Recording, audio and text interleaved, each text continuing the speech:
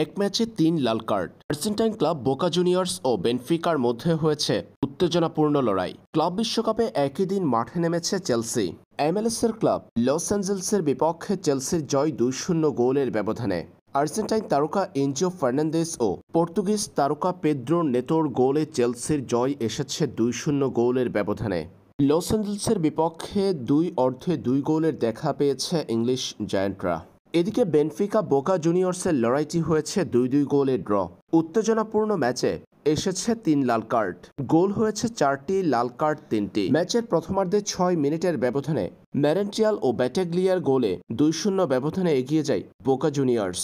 এরপর তাদের গোল হজম করতে হয় প্রথমার্ধের ইনজুরি টাইমের ৩য় মিনিটে। অ্যাঞ্জেল ডিমারিয়ার সফল স্পট কিকে ব্যবধান কমায় বেনফিকা। পরে ৮৪তম মিনিটে নিকোলাস ওতামেন্ডির গোল। আরেক আর্জেন্টাইনের গোলে সমতায় ফিরে বেনফিকা। ম্যাচের প্রথমার্ধের ৪৫তম মিনিটে আন্দ্রে হেরেইরার লাল কার্ড। দ্বিতীয়ার্ধে ৮৮তম মিনিটে ফেইগালের লাল কার্ডে ৯ জনের দলে পরিণত হয় বোকা জুনিয়র্স। এদিকে ৭২তম মিনিটে বেলোটি পেয়েছে লাল কার্ড। তাতে ১০ জন নিয়ে খেলতে হয়েছে বেনফিকাকে।